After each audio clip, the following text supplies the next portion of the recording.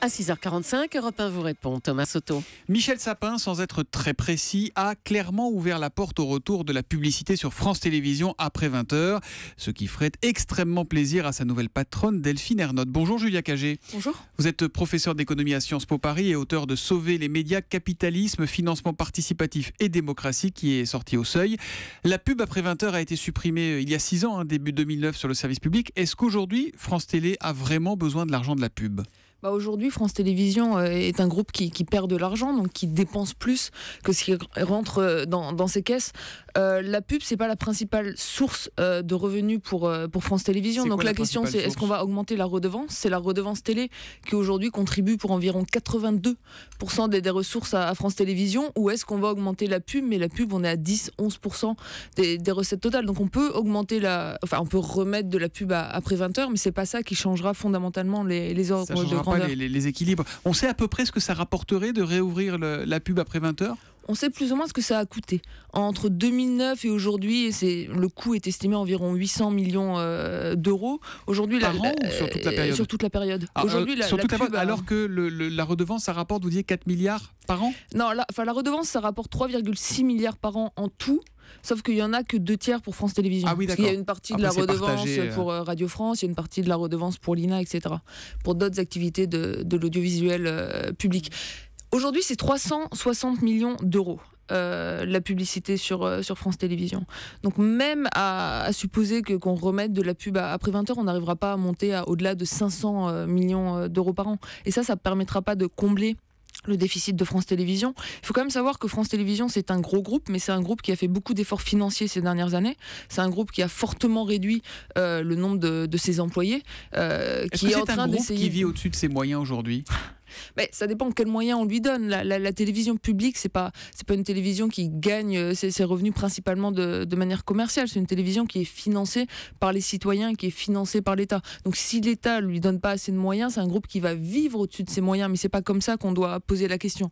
La question, c'est combien le gouvernement veut que les Français dépensent pour avoir accès à une télévision de qualité. Un tweet de Tib sur Twitter avec le hashtag un matin. Le retour à la publicité sur France Télé n'est-il pas un signe de fragilité de l'audiovisuel public versus les groupes privés ? Aujourd'hui, du fait de la suppression de la publicité après 20h, d'une certaine manière, France Télévisions a été davantage dépendant de l'État et davantage dépendant de la redevance publique, et on a eu une dotation de l'État pour compenser la suppression de la publicité après 20h qui a été créée à partir de 2009. Donc de ce point de vue-là, ça a fragilisé France Télévisions. Sauf qu'on a une télévision publique qui vit bien sans publicité après 20h, c'est pas une spécificité française, ça a été fait par exemple en Allemagne bien avant. Donc moi, personnellement, je pense que économiquement, vu les montants en jeu, il faut ramener un peu plus de financement à France Télévisions, et ça serait davantage raisonnable de le faire à travers une légère augmentation de la redevance. Et cette redevance qui rapporte tant d'argent, elle va augmenter ou pas ? Ça, on va voir, c'est pas moi qui vais prendre la décision. Certes, mais vous avez peut-être des infos.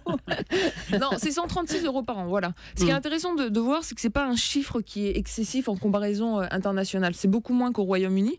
On a la BBC, c'est environ 175 € par an. C'est aussi beaucoup moins qu'en Allemagne. Partout dans le monde où on a une télévision publique de très grande qualité, la redevance est plus élevée qu'en France. Il y a des pays comme en Italie où elle est plus faible. Il y a des pays comme aux États-Unis où la télévision publique n'est pas du tout financée. On n'a pas la même qualité. Au Royaume-Uni, on dit tout le temps que la BBC, c'est formidable, le service public anglais. La redevance est plus chère que chez nous ? Oui, c'est 175 € par an. D'accord. Par tête d'anglais, on dépense beaucoup plus pour le service audiovisuel public au Royaume-Uni qu'en France. Il faut savoir qu'en plus de ça, si vous prenez la rédaction de France Télévisions, c'est la première rédaction d'Europe. On a près de 2000 journalistes qui font un travail formidable.